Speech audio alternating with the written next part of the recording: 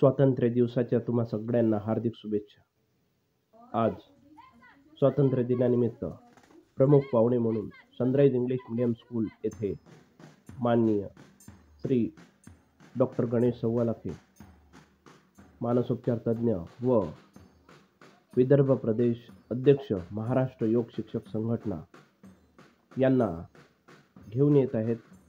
संस्थेचे अध्यक्ष माननीय दिनेश पवार सर व त्यांच्यासोबत आहेत माननीय श्री रविकिरण शिरभाते सर, व्यावसायिक मार्गदर्शक यांच्या उपस्थितीत हा कार्यक्रम आज साजरा होत आहे. डॉक्टर गणेश सव्वालाखे यांच्या हस्ते ध्वजारोहण करण्यात येत आहे. ध्वजारोहणासाठी त्यांना आमंत्रित करण्यात आलेले आहे. ध्वजारोहण करताना डॉक्टर गणेश सव्वालाखे.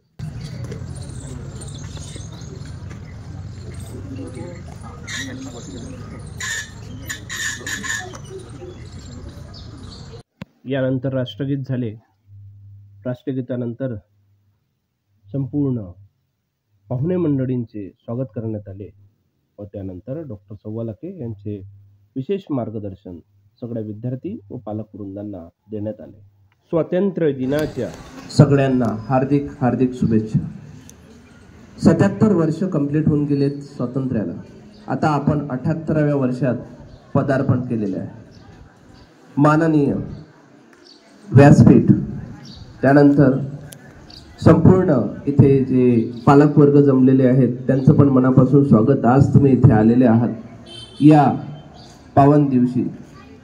यानंतर आमच्या आखरेताई दिनेश पवार सर, शिरभाते सर या सगळ्यांनी आज मला इथे बोलावलं, त्याबद्दल मनापासून त्यांचे पण धन्यवाद.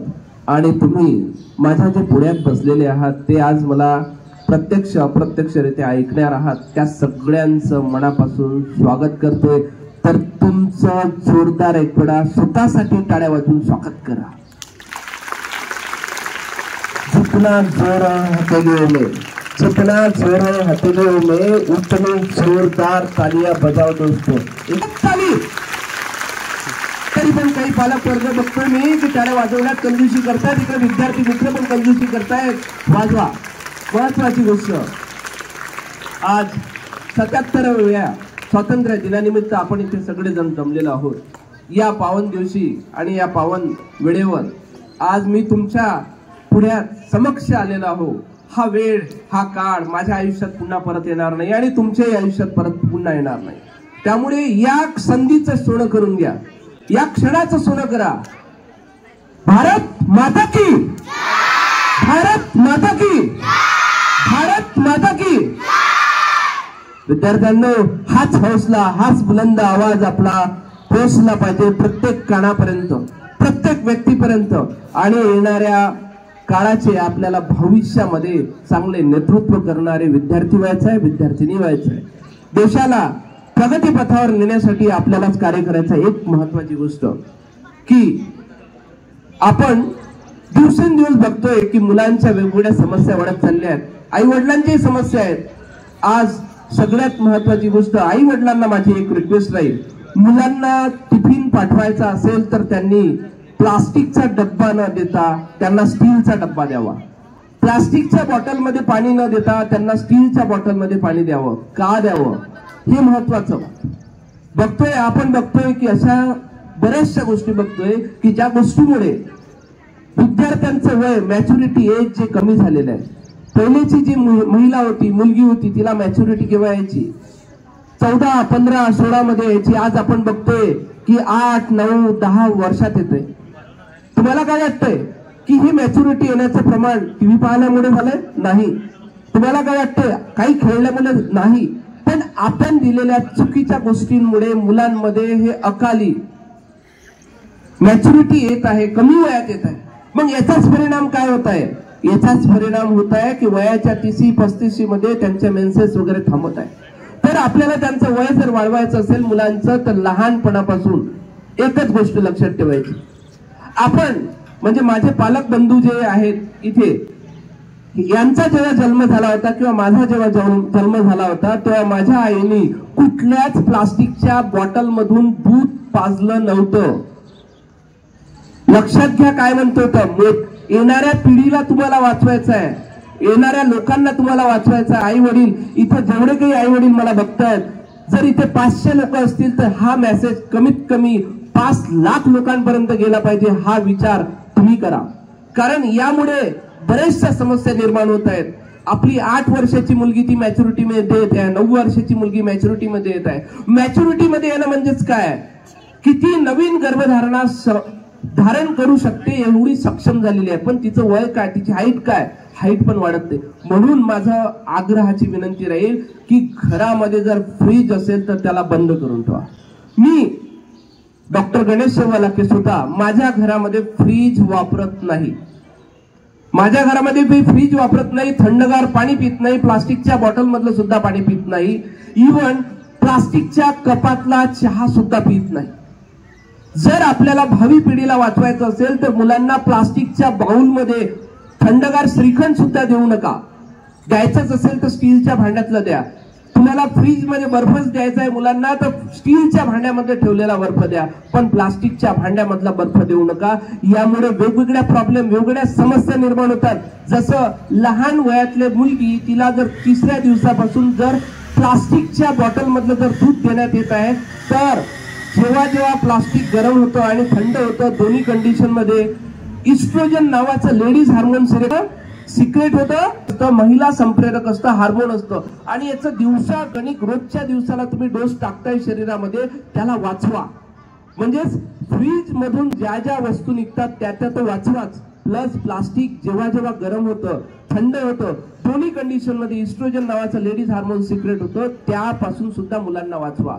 गरम वस्तू कुठलीच प्लास्टिक मध्ये द्यायची नाही किंवा थंडगार वस्तू कुठलीच प्लास्टिक मध्ये द्यायची नाही. आज घरी जाऊन तुमचा फ्रीज उघडून बघा, त्याच्यामध्ये 50 भांडे असतील प्लास्टिकचे, त्याच्यामध्ये वेगवेगळ्या वस्तू भरून ठेवल्या असतील. अहो, फ्रीज कशासाठी घेतला आपण? ताज्या वस्तू शिळ्या करून खाण्यासाठी फ्रीज घेतला, 25,000चा 30,000चा. कृपया या फ्रीजला आपल्या घरापासून जर दूर केलं, ओझोन लेअरला जर तो फ्रीजचा CFC गॅस जर छिद्र पाडत असेल तर आपल्या घरात आपण राहणारे आपल्याला किती प्रमाणात हानी करत असेल याचा विचार तुम्ही करा. अलग लक्ष.